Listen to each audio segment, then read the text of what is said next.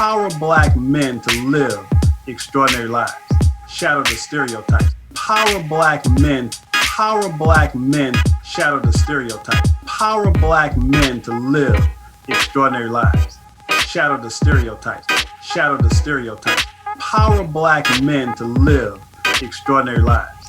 Welcome to Shatter the Stereotypes, where the intention is to empower Black men to live extraordinary lives. This show is based on the simple idea that every Black man is capable of creating inner peace, dynamic health, great relationships, and financial abundance. Therefore, we provide insights and strategies to educate, motivate, and inspire Black men to reach their full potential and create the life of their dreams. So if you're ready for some high-octane motivation and inspiration that supports and empowers you to live the life you were born to live, get ready to shatter the stereotypes so you can build a life that lights you up and positively impacts the world. So now, let's shatter the stereotypes with your host, Coach Michael Taylor.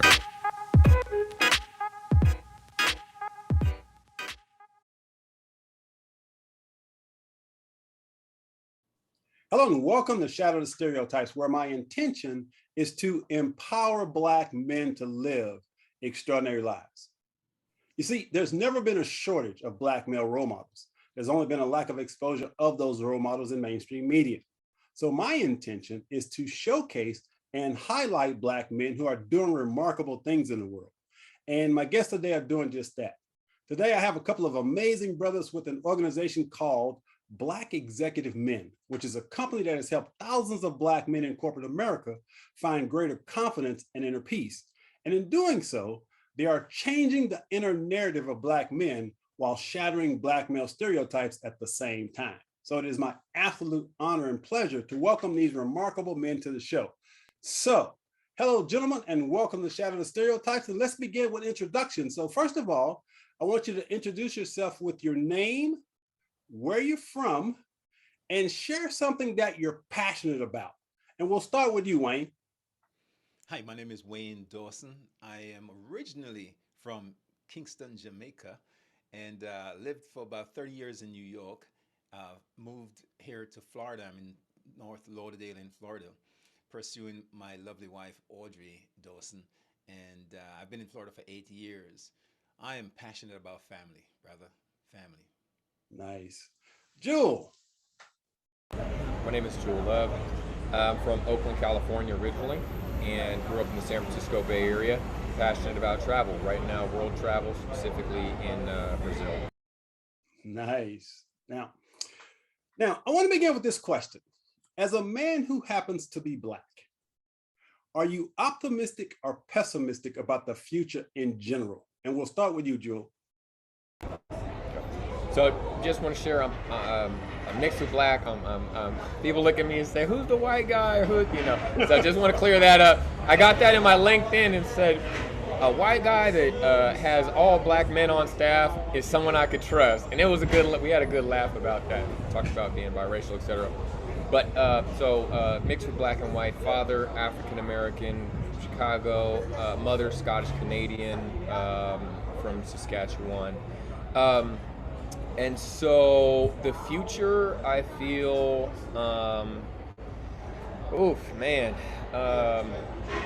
that's a great question. You know, I feel like the future for a lot of Black men is optimistic. I feel like the future for what we have going on at Black Executive Men is very optimistic. Black men or the Black community or humanity as a whole, can't call it. You know, it's going a lot of different ways. There's environmental concerns, which is major. So I don't really know, but I do know there's a lot of opportunity for Black men to succeed. So I can say that. All right, Wayne, what's your take? Thank you. I think there's optimism, and I'm raising two young adult boys and two young adult girls. My youngest is 21, and they have been taking me to school on a regular basis, man. The things that I worry about, they kind of just brush it off and keep moving. They have changed the rules of the game and everything in terms of money, investing, relationships, marketing, And so some of the things, the questions that I haven't figured out how to ask, they're already answering. Um, I do, like Jules says, I'm really concerned about the wider humanity. Where are we? I think it's going to take a lot more warmth and love and empathy to save us, all of us, because you look at what's happening with the planet itself, and so it's not just about men. We're talking about Mother Earth, and so I'm concerned about those issues. Mm. Well, my friends gave me a nickname, and they call me Michael Happy Ass Taylor. And they call me that because of my optimism. And I like to think of myself as an irrepressible optimist with a passion for the impossible. Now, I recognize all the challenges that are out there concerning Black men, concerning the world. But when I see organizations like Black Executive Men, it really fuels my optimism, because when I started back in 1995 writing about Black men's issues, there were very few Black men having this conversation. And now there are Black coaches, there's Black organizations. And so I'm extremely optimistic. And I choose to be that way because I personally believe that as a human being, I have the capacity to be, to do, to have anything I set my mind to. And that's just sort of my mindset. So I'm curious now, Mr. Jewell, we're talking about Black executive men, which is one of the reasons for my optimism. So can you tell us a little bit about why you launched it? Absolutely. And Michael, I think you was gonna say the nickname, but it feels a little disrespectful. So I'm gonna leave it out. But just sticking with Michael, that it's something interesting you said is you choose optimism. And when I heard the question about the future, little noise here in Sao Paulo, I heard of just like more inertia, like what would just kind of naturally happen on its own, as opposed to what is the future I'm choosing to have. So I just want to put that distinction out there. I'm choosing optimism. I'm choosing to have a better future. What will come about for everybody and everything, that's the piece that it's a question mark for me. So I just wanted to kind of clarify, but I'm glad you brought that context to the concept of kind of like optimism connected to the future. Black executive men, I always knew I wanted to work with Black men in the mental health space. I'm a licensed marriage and family therapist in the state, the great state of California. Thought I was gonna say Texas, California. And just growing up with my father, a dark-skinned Black man from Chicago, but then actually born in Missouri. He talked, we sat down, we watched Roots together. He kind of explained why that was important, because one of the episodes was shot in Chicago, one of the later episodes, and that's where he was from, and they left because of the gangs and the cold weather and things like that. And he would talk about racism, segregation, and integration, slavery, and Moorish science, and Noble Drew Ali, and Nation of Islam a bit, and spirituality kind of in general. And he was an entrepreneur. There was also some challenges with substance use. So I got introduced to the AANA community as a kid. I mean, I'm standing there and holding hands and keep coming back because it works if you work it, and you worth it, so work it. That's the chant they do at the end of every one of those meetings. So for me, it was a combination of Black community uplift, empowerment, as a culture that I became familiarized with and a part of from a very young age.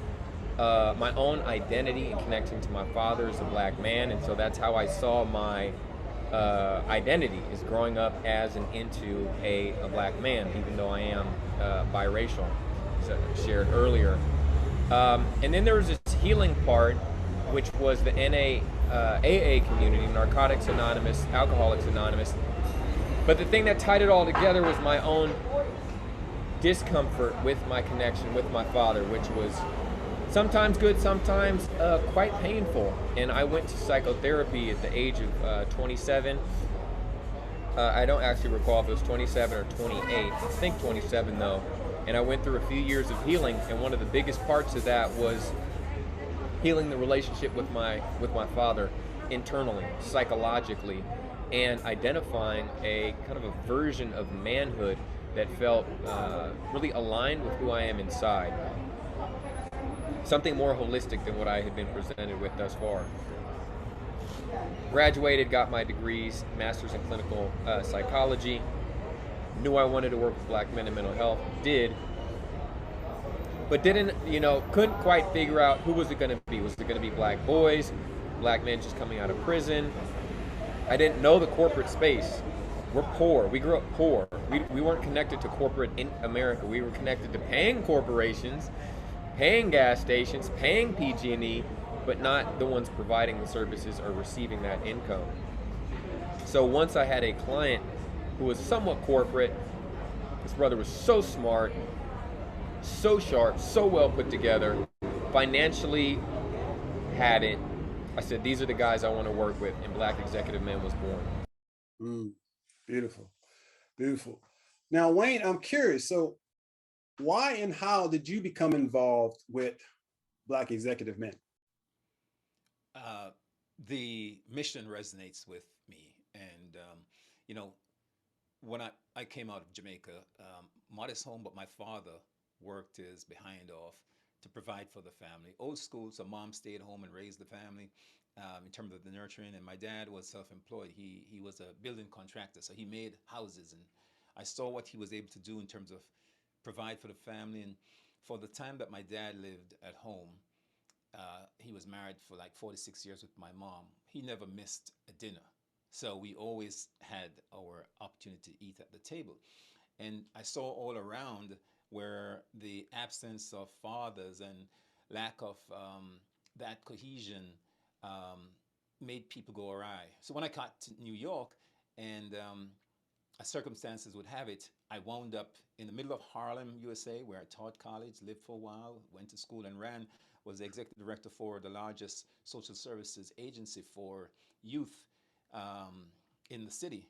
And I worked with so many youth that it resonated with me that giving a hand up rather than hands out was what had proven to be useful and helpful. And so when a friend of mine who knew me from New York said, you got to see Jewel Love. He's doing the work that you'd love to see. And so I started trolling Jewel's post and reached out to him. And we scheduled a meeting. And because it just aligned, it just resonated, it was just the perfect marriage. Perfect. Now, interestingly enough, Jewel, you posted a comment on LinkedIn which said, the greatest mental health challenge facing Black men was onlyness. Now, can you explain, first of all, what that means? Yeah, onlyness in this onlyness is being kind of like the only one there, the only one that, of your kind of identity, or possibly, experience in, let's say, in a group of people. So when we're talking about Black men, often there's the experience of being the only Black child or teen in, let's say, an all-white school setting. Definitely for a lot of us in the university setting. Private white institution might have been one of the first times where we were the only Black students in, be it a class, major, and then that carries over to the professional world, which is often the case that Black men are one of the only in their department, their division, possibly their organization, and oftentimes for the guys we work with, level of seniority. Many of these guys, really it breaks down to about 20% of our customers are actual executives. Then we got about 60% that are mid-level manager guys, and then we got 20% that are not necessarily in corporate. They're surgeons, they're doctors, lawyers, their own practice, things like that. So with that breakdown in mind, and it wasn't just onlyness, because that post was a few years ago, which is now transformed into loneliness and isolation, social isolation. So not just onlyness, but the experience and feeling of loneliness and social isolation. And as the research continues to roll out, next to those is often, and even deeper, is fear. That's actually one of the biggest concerns that our customers have. fear of being demoted for racial reasons, fear of being abused by the police in the streets, fear of something happening to their children, fear in their home life of a painful divorce. You know, our guys are very educated, make good money, but they also live with a significant amount of, you know, what may present as anxiety, but beneath that is actually fear. So those are the things that we tackle, but starting off with that place of onlyness, it's a significant experience that many of our customers have, and many of us have as Black therapists and coaches in what's a predominantly white and becoming more predominantly white female industry. You know, it's interesting because when I read that comment, I'll never forget. I'm scrolling through LinkedIn. I see your comment. I read it. I'd never heard the word before, but I immediately resonated with what you were saying, because I've had that experience all my life, this onlyness of being the first Black this, the first Black that, and so forth and so on. And as I read this comment, though, my mind just sort of clicked, because I have been speaking and writing about men's issues for 20 years before I actually read that. And I said, you know what? There's a cure for onlyness. And I actually wrote a book, The Cure for Onlyness, A Black Man's Guide to Joy, Passion, and Purpose. Because like yourself, I am absolutely committed to empowering Black men to live extraordinary lives. But it's interesting how that post connected you and I together, and we're actually doing the same work, but it's just kind of how perfect the universe can be sometimes in bringing people together with the same mission. And again, having Wayne on board and some other Black men that are doing this work, once again, that's something that also fills me with optimism. The fact that we're having this conversation today lets me know that we're moving in the right direction with that. So, but with that being said, though, Wayne, I want to just ask you, I'm sure you've been in that experience where the only Black person in upper level management, maybe, or even lower management. How do you navigate those types of situations, Wayne? Both. I look forward to it, because for me, it says that I am representing my father and his generation. Those who came before me, I'm representing my sons and those behind me. And so I wear my crown. I'm a king in those situations, and I take pleasure in really swooning people who, you know, there's this microaggression. They're looking at me and wondering how I'm going to show up, and saying stuff like, "Oh, you speak well, you know, you're polished." But I like the opportunity because it gets me to seal the deal and to allow white America to understand that a lot of the narratives that they have are very false about Black men. Yeah. Jewel, you launched an organization that deals with that. So how do you personally deal with onlyness? I mean, I'm trying to think about it. So, I mean, one of the examples is, see, the thing is, I don't work in corporate America. I work in Black executive man. So, like, next to all, you know, vast majority of my colleagues are Black men. So, you know, there's not that feeling of being one of the only. It's just very comfortable. It's like, oh, we can just talk about race and we can have these conversations and feel very understood. But there's also diversity, you know, amongst our team. Not everybody has the exact same experience. You know, we got Caribbean brothers, we got gay and bisexual brothers, we got, you know, biracial brothers like myself, we got brothers that, you know, grew up with money, grew up and didn't. Those that are in the coaching space, those that have had corporate experience, and those who have had more mental health experience. But what does come to mind is being in Rio de Janeiro. And that was as of this morning. I just flew into Sao Paulo a couple hours ago, hence being here at this cafe. In Rio, I thought Brazil was this total racial melting pot, and like, I don't know, the marketing got me. And when I got to Rio, I went to this very nice part of the city. It's called Leblon, and they have a beautiful beach, and it's primarily white Brazilians there. So that was kind of shocking for me, and I started asking around, like, and so As I've been in Brazil, all of my professionals have all been white Brazilians. Which, by the way, the term white here is a little interesting. There's people I see, I'm like, you're not white, but they are here. um, Different like category system. So all of my medical professionals and all professionals have all been white. All so far, flight attendants and pilots, all white. And I've taken multiple flights since I've been here, except for today. And there was a sister on the plane. So I was like, this is cool. Like, mix it up.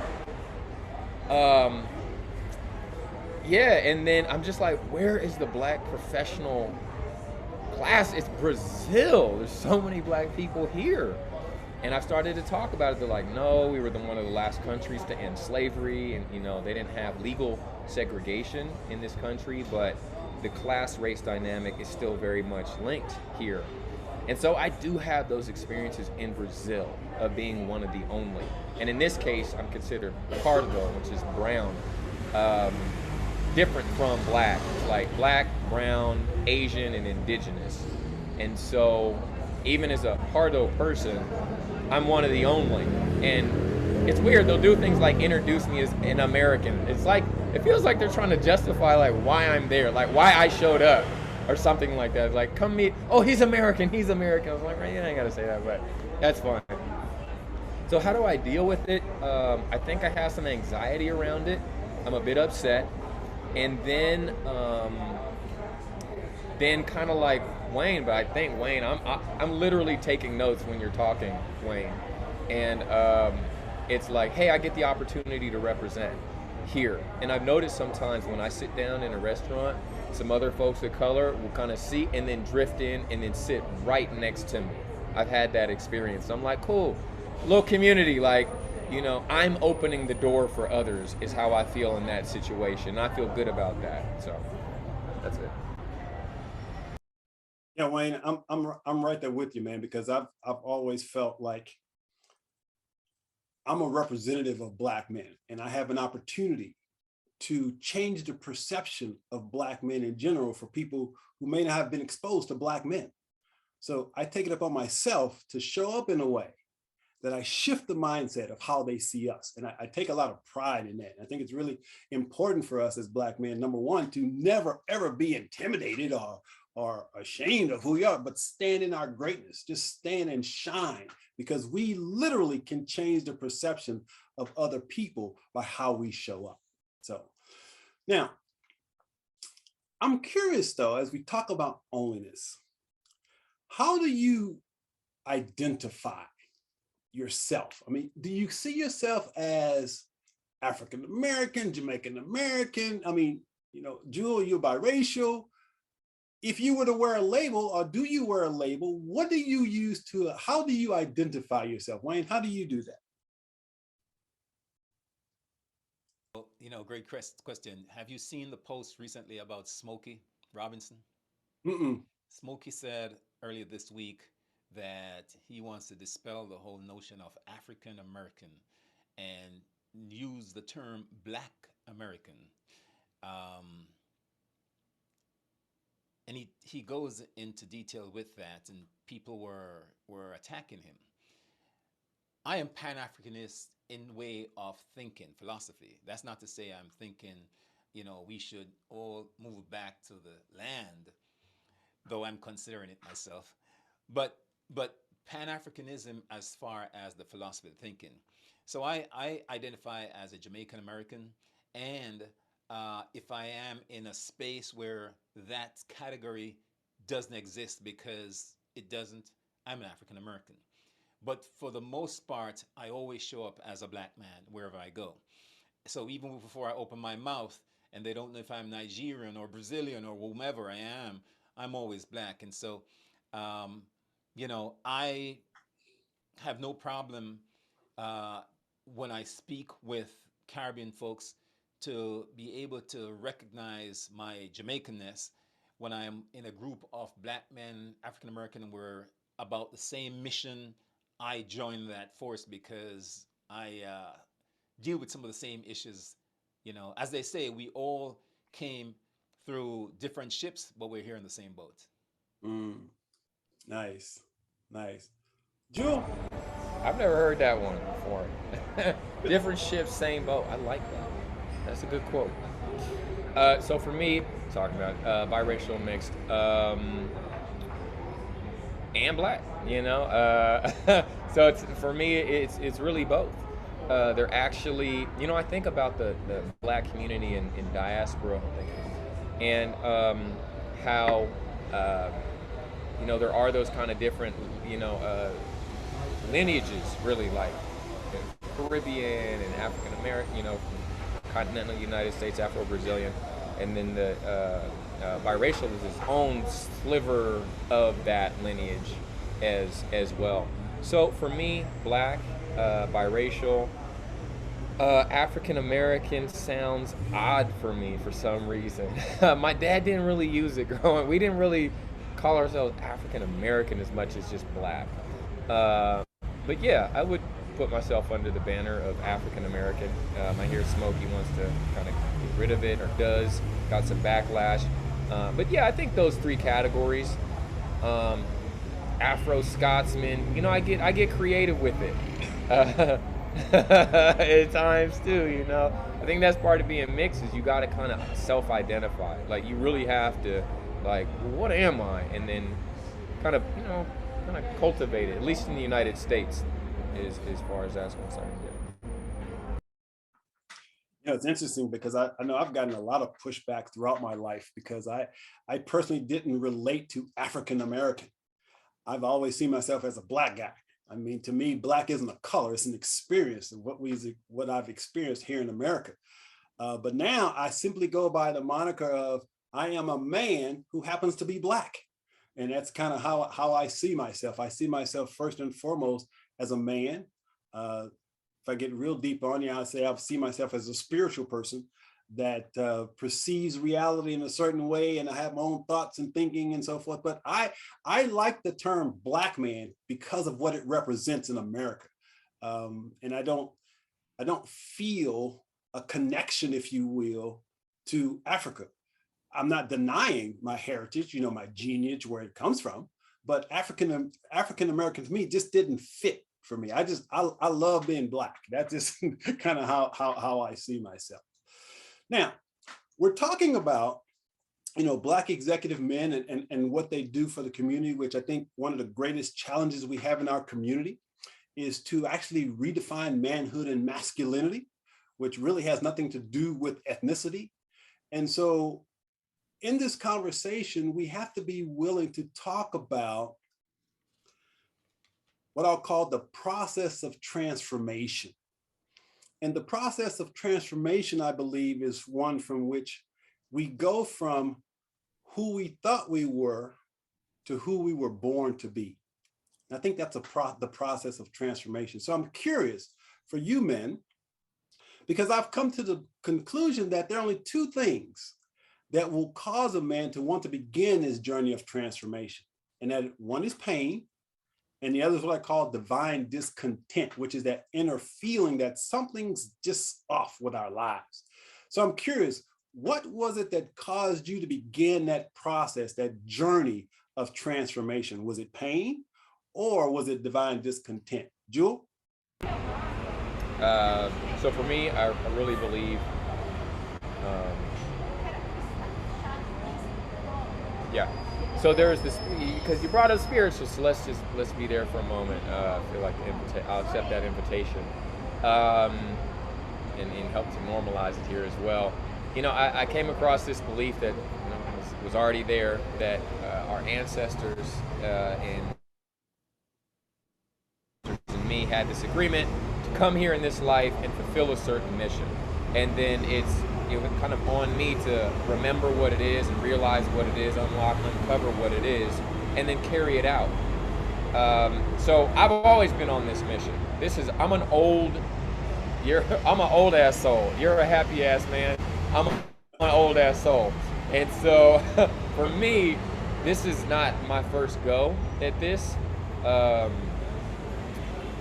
was kind of born with this in me. And then, kind of when did it consciously come to mind? And so let me put it like this. My life goes in cycles. I usually enter a new domain or stage of development, and it's usually for the first few years. It's very difficult for me, whatever it is. I suffer, I struggle. It's very hard for me internally. And then I acclimate, and then I move into leadership with a specific solution for that social realm that brings about a positive change. I've done it multiple times on multiple stages of my life. This is my, my adulthood stage of life. And Black Executive Men is, yeah, it's the primary offering that I have. Learning about racism, anti-Black racism, at the age of really 16, 17, but then I majored in Black Studies, so learning about it deeply in undergrad, it broke my heart and it made me furious. And I didn't have any immediate solutions. I was just mad at the world and white people, and that's what I was mad at. However, doing the activism work wasn't fulfilling, and I kind of felt worse the more that I would force people to get in line with my Black nationalist agenda. And so I left activism behind and moved into healing. And that was where it felt like the full alignment came. So I'd say about, 16, 17, but really 18, 19, going to UC Santa Barbara, being one of the only Black students, only students of color. Well, there's a good number of Latino and Asian students there. There, and only one of the only mixed students there, and feeling unwanted. And it wasn't what they said overtly, but I knew I was not the in crowd. Like, I knew I was not the cool person. It was clear to me. And we grew up poor, and these were people that had money. So there were comments about like poor people, or just, I just could tell that I wasn't so valued in that place. And it made me furious, really. So that's what, for me it was pain at that point. But I've always known that I've had like a mission, like a spiritual mission and purpose. Thank you. Wayne. One of the framework on which I operate, I call my VIP principles. And so, and I got this very early, just observing the importance of values out of my family. My superpower is my family, my dad and my mom and my sisters, and the sense of identity that we had. But in Jamaica, most of the homes had over their mantle this picture of a white Jesus with a blue eye. My father didn't do that. He spoke against it, and and so identity was very big. And then there was purpose. My father said, if you're going to the bathroom, look like you're going to a convention. So I walked with purpose. I'm 6'3", but I walk like I'm 6'7". I've always done that. And so for me, VIP represents the core of raising yourself to the next level. And when I came, I started a company. Um, the concept of all inclusives was not very new, was still novel in Jamaica at the time that I started in the 80s, and just set up all inclusives all over the Caribbean for a while with my first company, Pals International. And and when I came to school to do my undergrad, I was older. I still had my company, and I was, about 26 years old.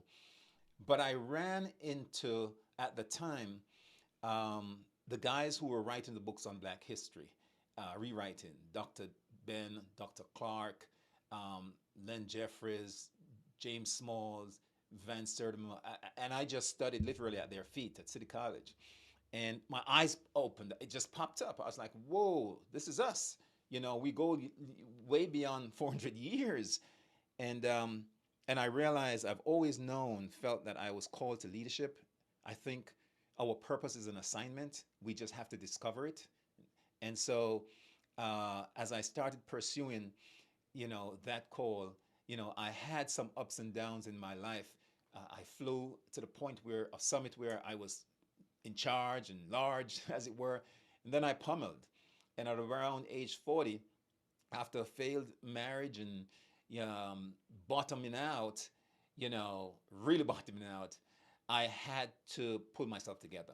And that pulling together led me to also teaching and helping other men to, have solid relationships, take care of family, and take care of yourself. And so it was the pain at that point that kind of brought me to the work again. Yeah, and I can relate because at the age of 23, I was living the American dream. You know, I had the house, the wife, the 2.5 kids, and all of that. And by society standards, I had succeeded. And by the age of 29, that dream turned into a nightmare as I went through a divorce, a bankruptcy, a foreclosure, a deep state of depression. I was actually homeless for 2 years living out of a car. And so it was that pain that, number one, I didn't even recognize I had until I went through my divorce. I realized that I was really in a lot of pain that I needed to deal with. And so in retrospect, I can now see how the most painful experience of my life was the best thing that ever happened to me. Because my divorce was the catalyst that challenged me to stop looking outside of myself and to start looking within, to figure out what was it about Michael Taylor that needed to be healed, that needed to be transformed. And that's when I launched into that inner journey of transformation that I'm speaking of. And so that's how I got started. That was the trigger, if you will, that I started reading books on psychology and philosophy and spirituality and metaphysics. And I went on this deep, deep dive to self. And as a result of my own healing, I decided, I wanted to share the lessons that I learned with other Black men. And back in 1995, I wrote a book called Brothers, Are You Listening? And my intention was to share the lessons that I had learned of going to therapy and dealing with my stuff and getting my life back on track. And so it's been an amazing journey that here I am some 30 years later that I'm still on. But I think life is a process. It's an ongoing process. And I think it's important just to stay engaged in that process of growth and transformation. And so with that being said, one of the biggest challenges I think men face is getting in touch with his emotions. And as Black men, I think the challenges are even compounded because of cultural conditioning. We're taught that we've got to be tough. And as a matter of fact, there were times when we had to be tough just to survive. And so that conditioning, I think, is still creating, in some cases, unnecessary pain for us. And here's what I mean by that. When we experience pain, we create armor to protect ourselves. And if we think culturally as Black men, think about all the armor we've had to put on just to survive. But now I think it's time for us to start removing that armor and really get in touch with who we are and our masculinity and being connected to our emotions is one of the things we need to talk about. So, Jewel, I'm curious, obviously with your work as a therapist, you know a lot about men repressing and suppressing emotions. So can you talk a little bit about the importance for us as Black men to be willing to go there, to be willing to talk about and to feel into our emotions? Yeah, in the work that I do with my customers and clients, it's essential. And if men are not willing to do that, I'm not willing to take them on as a customer. I can't help them. Well, maybe I could, but it's not my style nor approach to help my customers go through their transformative process without tapping into their emotions. In fact, the 3 steps that I use with my customers, number 1 is emotional literacy. Number 2, healthy mindset shifts. And number 3 is behavioral change. So the emotional piece, by helping them name it, their emotions, it helps me and them get to the core of who they are and how they're relating to the material extremely fast. So what we do is we use the Center for Nonviolent Communications Feelings Inventory. It's a 2-page PDF, and it has a bunch of different feelings when one's needs are met or satisfied, and feelings when they're not. And I have them access. So I say, okay, so you talked about, let's say your mom dying. So they'll go into their, thinking and say, oh, she died, and what am I going to do? And I'll be without her. And I said, let's go ahead and get to the chart. And then they start naming, I'll say, can you name 7 feelings? They'll say sad, angry, despondent, irritated. They'll go through, and then we'll check in on the intensity that they feel each feeling. and then we'll get to the thoughts and the thinking connected to it. With therapy, in my opinion, and coaching for that matter, but definitely therapy, being about clarifying one's relationship with oneself first, others second, and being able to name one's emotions is one of, as I shared earlier, one of the quickest ways, and I believe best ways, to get in touch and clear with how one is doing and kind of how they're relating inside. So that's why emotions are absolutely essential in the work that I do. I'd say therapy in general, and then having it Black culture and Black male centered, and adding the cultural elements just make it safer, really, for our customers to do so. But I feel like it's not just me. If I become vulnerable, I'm not going to get attacked. That's the thing that opens the door, I think, to getting a lot more Black men to access their emotions, is all the cultural context that we have wrapped around it. The fact that it's called Black executive men and not Black wounded men, Black broken men, Black men whose fathers were not there.com. They don't want to associate with that stuff, but they often want to associate with success. So what the brand does is it affirms their ego. It's in alignment with traditional masculinity and Black masculinity, the specific archetype. And then from there, they feel the safety and the affirmation to then open up. Is it required? No, it's not required. But that is a tool that we use, is the brand itself. Yeah, and that's so powerful, because I remember right after my divorce, and again, struggling with depression, and I gained the courage to go to therapy. And the therapist actually had that chart. Well, actually, she had a chart with probably 6 to 10 little faces with different emotions on it. And I couldn't identify any of them. She says, Michael, how do you feel? And I just numbed out. I couldn't even feel, I couldn't relate to the feeling. And so that was the process that I had to go through, be willing to get in touch with and connect with the emotions that had been suppressed, repressed, and denied, because I had possibly the worst childhood a person could have. And that healing process, which allowed me to reconnect to my emotions, is what has allowed me to now be Michael Happy Ass Taylor authentically, and not hiding behind some fake mask of everything's okay. Wayne, what's your thoughts on men expressing emotions? You know, Jamaica has a very machismo approach to how men show up. And, so when I came here, I had to learn to, one,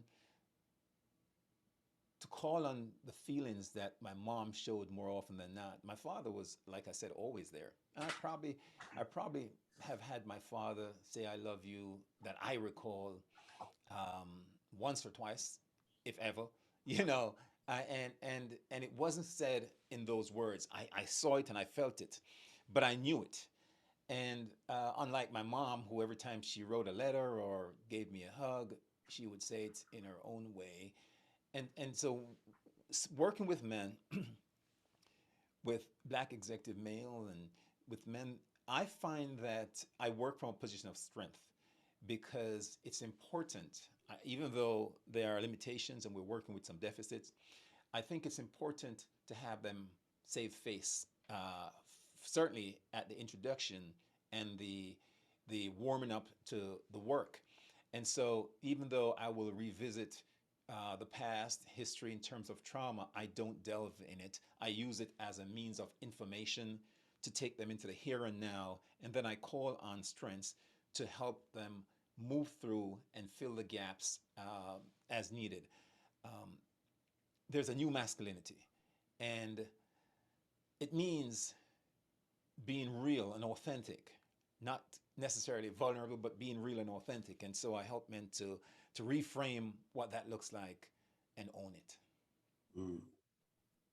Now, I'm curious, because you guys work with high level, shall I say, high performing brothers, right? So I'm curious, in your practice or in your experience with men, do men discuss the feeling of possibly feeling guilty because of their success? You know, I know that for me, I was the first person in my neighborhood because we were in government housing, right? And I was one of the first, shall I say, successful Black men from my little government projects. And I remember struggling with the fact that I was successful and yet my friends were still trapped, if you will, in these poor environments. And I tried to, you know, offer my friends jobs to come work with me, which they refused. And you know, I felt a little sadness about that, that my friends, you know, rejected me, if you will. But I dealt with somewhat a feeling of being guilty that I had made it out of the hood, if you will. So I'm curious, have you guys had that type of experience in your conversations, Wayne? Not so much so in the second sphere of life for men. I've had the feeling of I'm not good enough because men going through the second sphere of life are looking at mid-age crisis potentially.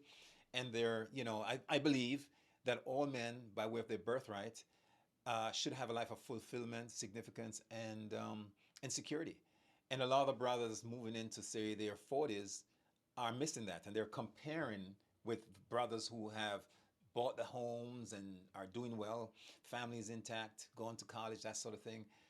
But at the earlier phase, what Maslow talks about, the two first spheres of life, um, I find that that preoccupation happens more so there, where they're just trying to get situated, testing the water, getting security, you know, that sense of belonging, the new family, the new job, adjusting in career.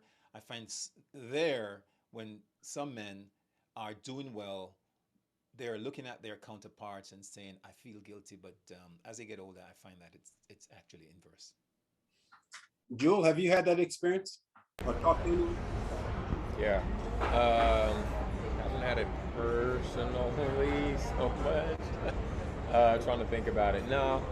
Um, because I think a lot of my, I mean, we grew up in the hood in Oakland for a little while, and then we got out, but we're still, you know, poor, but we weren't in the hood. Um, so it's interesting for me and my friends. I think most of you know, I think if we were still growing up in the area of East Oakland where we were, I'd have different things to say, but I didn't keep in touch. I was very young then.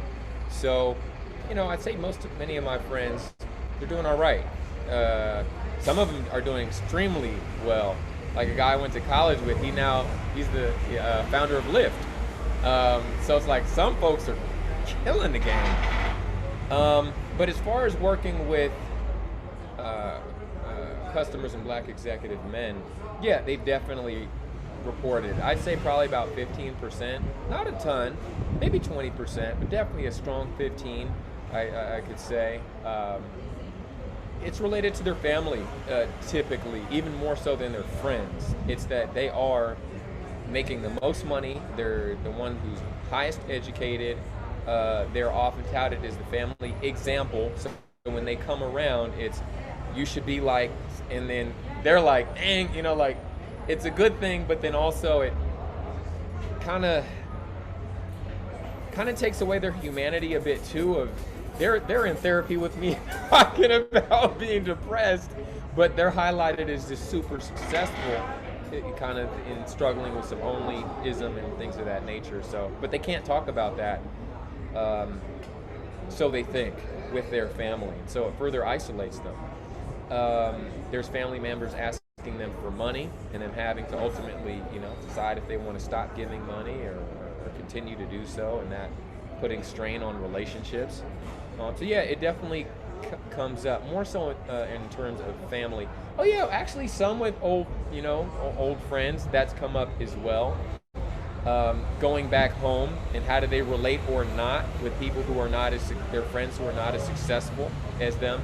So yeah, that definitely is something that comes up. Not with every customer for sure, but a number, it definitely does. Now, one of the things we hear a lot, I know for most of my life, I know I've been accused of being a sellout because of some of the choices that I've made. Number one, I was born in Corpus Christi, so I lived on the coast. I love the surf. I was a black guy with a surfboard in my bedroom. And my black friends were like, dude, what are you doing with a surfboard? Well, I love to surf. My friends would call me white boy because I surfed. So I'm curious, in terms of working with men,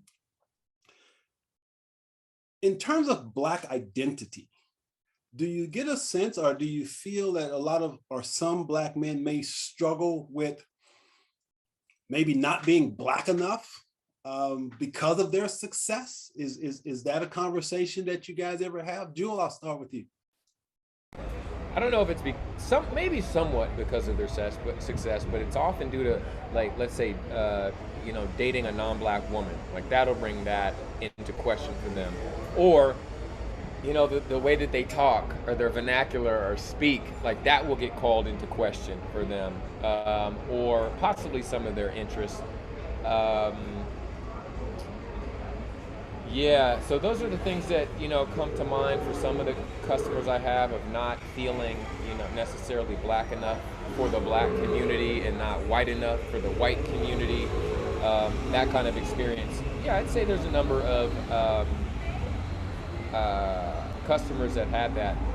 But then also it comes into terms with class as well. So kind of like that, let's say they grew up poor or something like that, and they started making money, like, okay, so there you go, success. Yeah, it goes right back to that. So good point.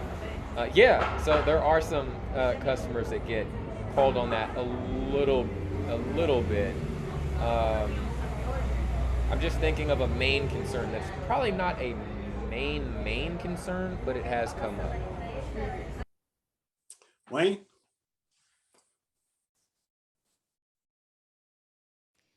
So my experience has been where customs and habits infringe on being Black enough. For example, if you decide to not eat, certain types of barbecue food at the barbecue, and you want to be a vegan, or you want to act, you're acting bougie, acting white.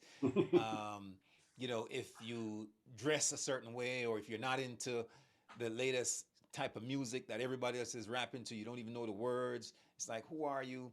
So a lot of it, and like Jules said, you see that oftentimes around class, and certainly, coming from the islands, a lot of men from the islands don't consider themselves subjected to racism from their experience in the islands. They think it's classism, and I oftentimes share with them and say, just follow the money, see where it goes.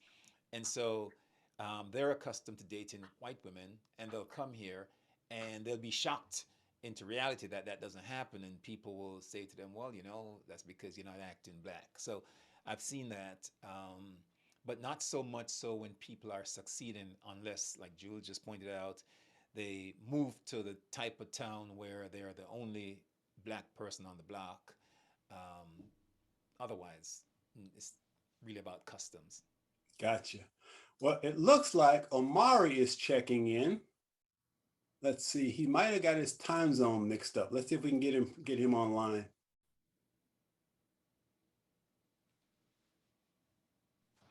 There he comes.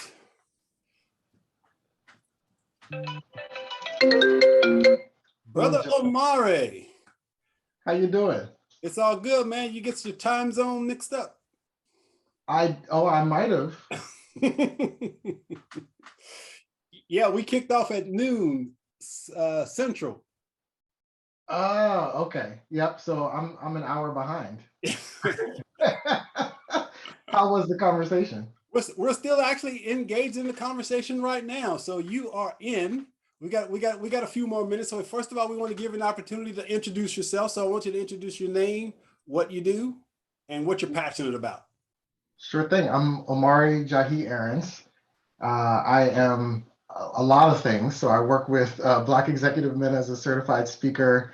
I run my own workplace inclusion consulting group called the Aarons Group. And I'm a full-time seminarian at Boston University School of Theology. So that's where I am. And then what am I passionate about? I'm passionate really about connecting people to other people and resources that can help them thrive. Ah, perfect. Omari, instead of saying that you're an hour late, you're probably 23 hours early.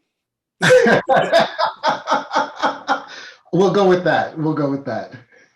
So, Amari, we're having a conversation about, as Black men, when we're quote unquote successful, and some of the challenges that we have to deal with as Black men, dealing with possibly feeling guilty about being successful, or dealing with the whole idea of racial identity. For example, are we trying to be white because we're doing certain things? We deal with all of those different struggles. So we're just kind of having a conversation about that. And now we're going to actually jump into the work that you guys do with Black executive men. So the question now is, for Black men who are ready and are willing to make this leap into this, what I'll call transformational space, what does Black executive men offer? So I'm going to start with you, Amari. What are the services, let's say, that you guys provide within Black executive men for Black men? Yeah, absolutely. And certainly Jewel and Wayne will be better to talk about the psychotherapy piece of it. But I think the part that I would take on your question is really that piece on readiness. Thinking just even about COVID's impact compiled with racial trauma that we experience, compounded by isolation of often being the only one or one of the few in the spaces where we are, right? Like all of that, particularly as we think about the markers that we're trying to achieve for success, the corner office, the nice car, the nice house, the $100,000 and up salary job, right? When you get some of those things, and then you find yourself in a space where you're one of the few or you're the only one, there's a really strong sense of loneliness and a lack of connection that often occurs there that we feel guilty about because we have achieved this level of success. And so I think that question of readiness is truly the first step in the process. It's as you are looking around, as you're looking at the type of support that you have, who you're able to lean on, who you're able to talk to, what are some of the things that you need to work out for yourself that enable you to be a better man, a better citizen in our society, a better husband, a better father, a better friend, and a better brother to others along the way. And so I think one of the things that we do as part of our intake process and the way that we talk to and engage people is really helping people ascertain and identify for themselves their own level of readiness to engage in the work that needs to take place inside of themselves and with their family and friends. So Jewel, I want you to Jewel, tell me a little bit about this, Jewel. We hear a lot of talk today about diversity and inclusion. Okay. I'm curious, in terms of corporate America, are they open to having these conversations with your organization? You have support systems for Black men within corporate America? Is there a shift in consciousness, if you will, in corporate America, that they're concerned about the mental health of Black men? Yeah, well, kind of depends. As far as going through ERG groups, so Black ERG groups, yes, definitely. It's pretty much a green light there. They're like, hey, you have a workshop that you can present for Black employees. That's a definite yes. Black men, it's a yes, and the and is Black women. And so that, because we don't provide that service, there are organizations that do. We're still finding our way kind of forward. There are some sister organizations informally who we make referrals to. But so it's a yes, but it's, then it just becomes sometimes a logistical piece. And then there's a financial piece. We're a for-profit organization and for impact as well. So sometimes it's just about, making the dollars make sense as well. Now, what we're pivoting to, because there is recognizing the support provided directly to Black men in corporate America, and then there's the support and education for managers and executives of all backgrounds that want to support Black male employees. And so we're actually having a shift toward what we're calling our ambassadors program, which is going to be a training for managers and executives of any background on some of the struggles that Amari just named and that we've been talking about here today. and giving them the tools, communication tools, historical context, on what they can do to support black male mental health, but also just general professional success in the workplace. And we're getting a lot of people interested in that. I think one of the reasons is because that's something they can just sign up for on their own. So there is a lot of support. It's just about making it, I think, culturally and logistically land within the organization, because it's very specified, but the specificity is what makes it so powerful. So I think there is a ton of readiness, and the work, if you will, right now is still, and it's just a matter of translating it for the corporate culture in the workplace. All right, so man, as we wind down, I want to ask a couple of questions. So we've talked about the need for Black men to engage in what I'll call personal growth and development. Okay, we've talked a little bit about that. We've talked about loneliness, how we as Black men feel isolated at times, and so forth and so on. But when we are courageous enough to do this work, do our healing transformational work, I believe life becomes magical. And as Black men, I seldom hear Black men talking about the joy on the other side, the joy of transformation when we do our work and connect with our authentic selves. So I want to kind of shift a little bit to that. And Wayne, I want to start with you. So just kind of in your own words, express the other side of the transformational process when you feel whole and complete within yourself. What's that feel like? You know, I think transformation has phases. Typically, there's the beginning is, Aurelius said something about the only certainty we have is change, correct? And the first phase of transformation is a transient phase.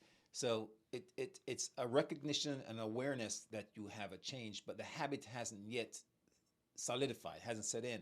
The next piece of it is where the habit and the behavior starts changing, which is the transformation, so to speak. And the last piece of it is a transient change, which is the spiritual thing that we talked about when you're driven by the higher self and order.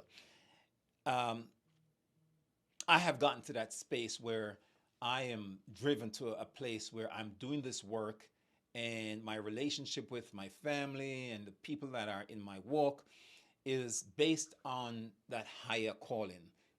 As it were, the God within me recognizes the God within you. And so I respect you and work with you.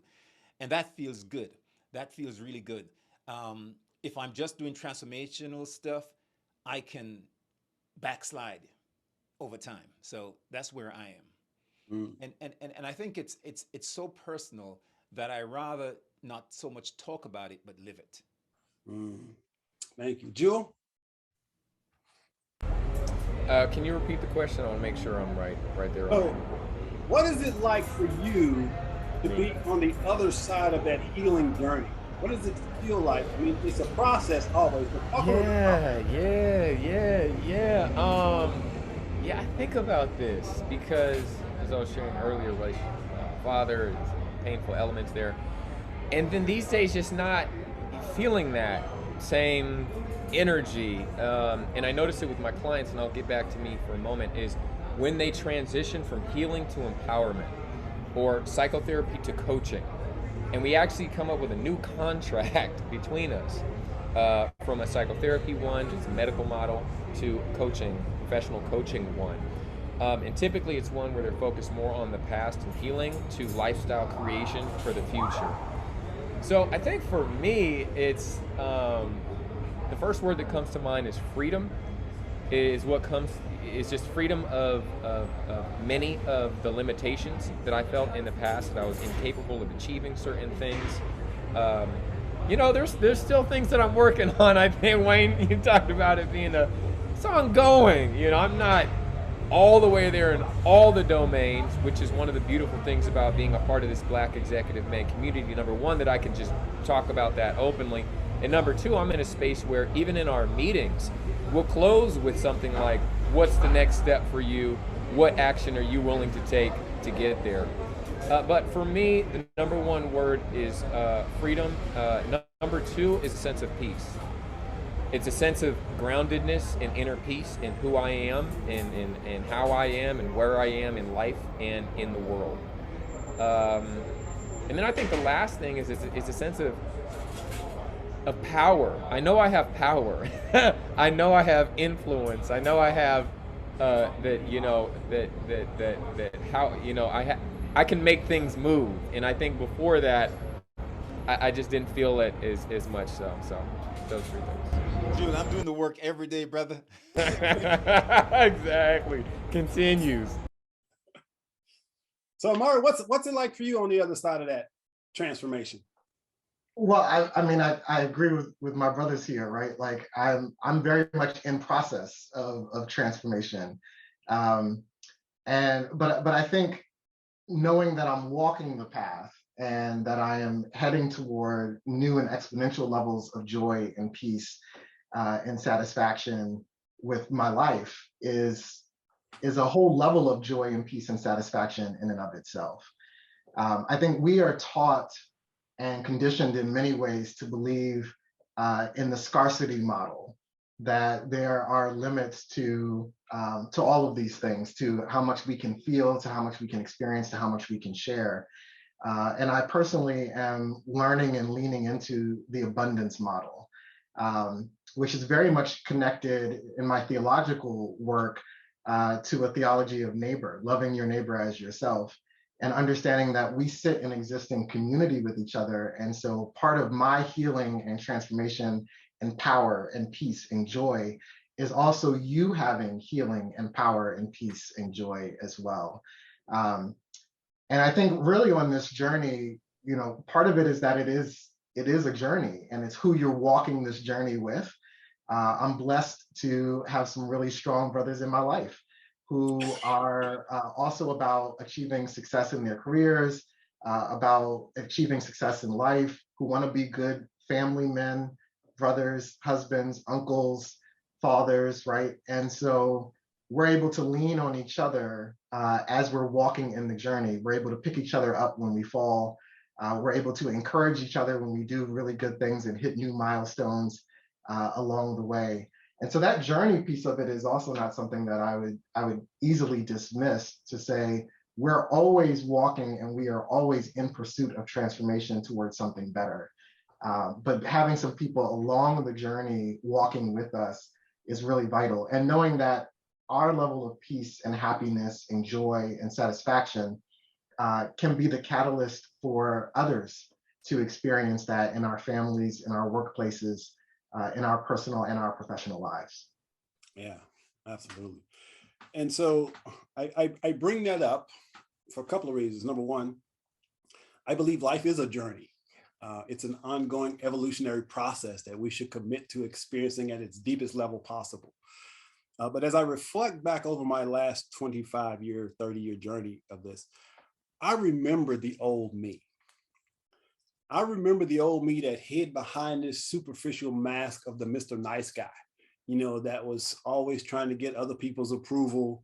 And, I was living a lie. I was driven by a deep sense of shame. I didn't have a sense of who I was. I was, again, focused on all the external things. But this journey, what it has allowed me to do is to connect to my authentic self, the real me, who I truly am.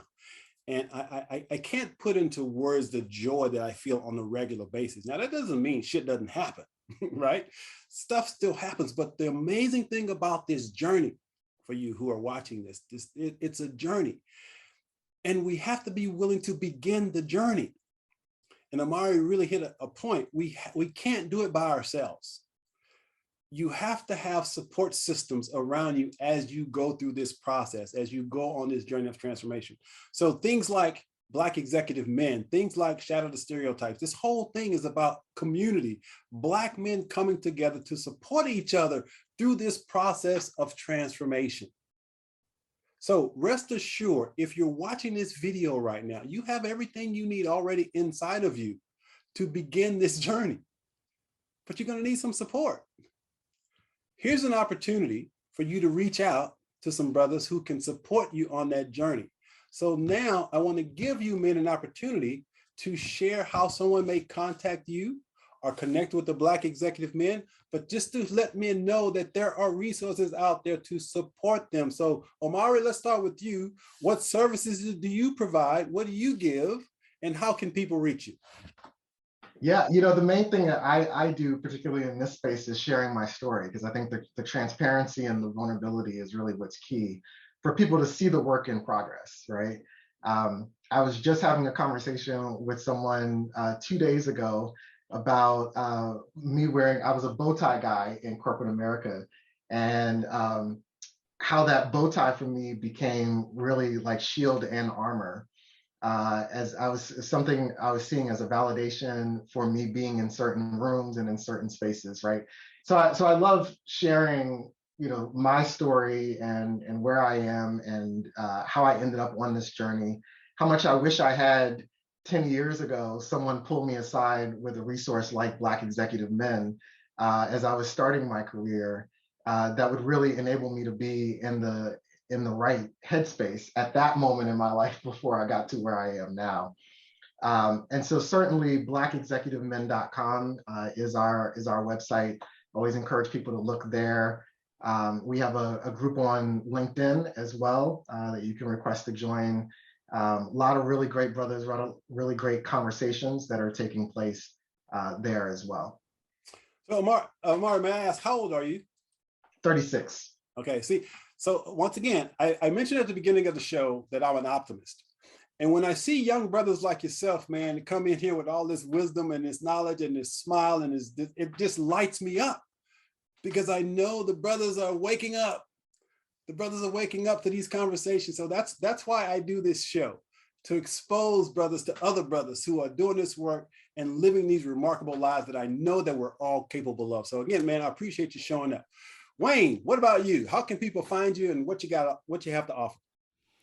Well, of course, through Black Executive Men as well, because of this work that we do. But outside of that, when I'm not doing that work, I'm coaching all the time. I coach men with through my company, VIP Transformative Living.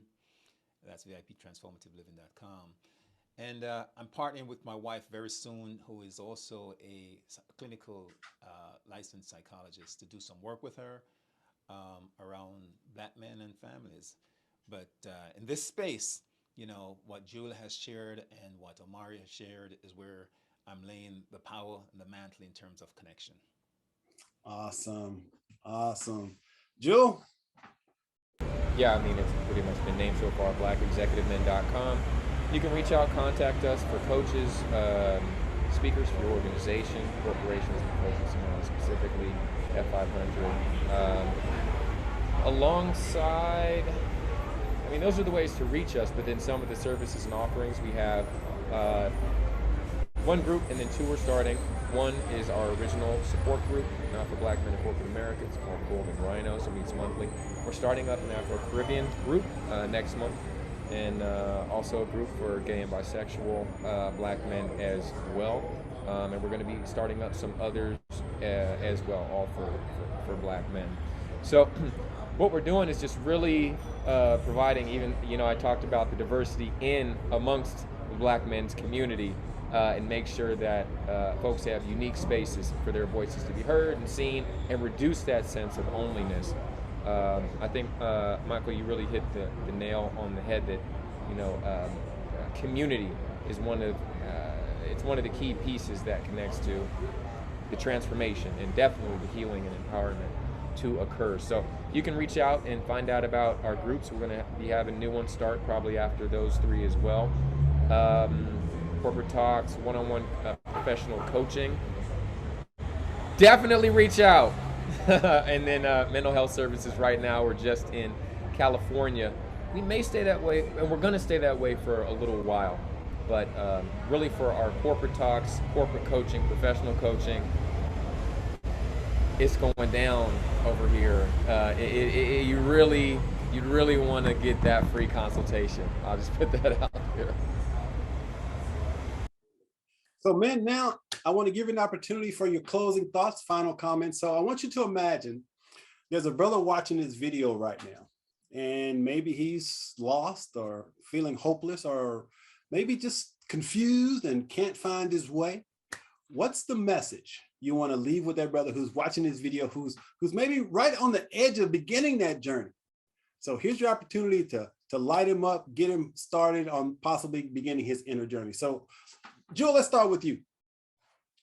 I imagine by him watching up until this point, he's motivated. I mean, we gave him a ton by this point. If it ain't happened by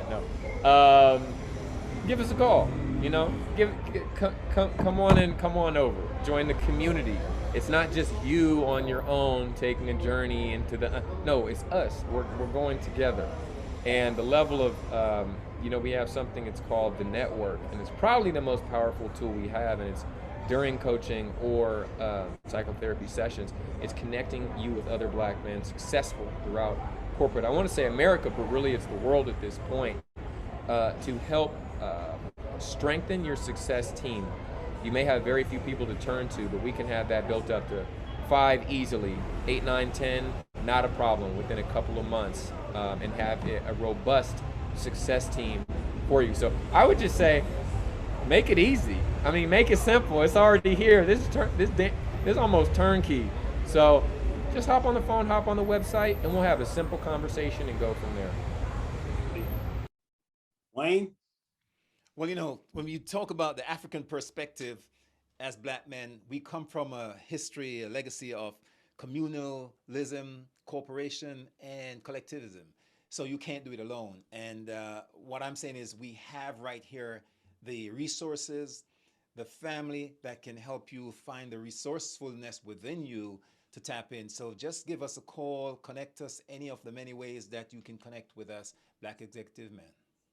There you go. Omari? Yeah, I don't even know that I could say it any better than these guys. I think the key message is it's not too late. You're not behind, right?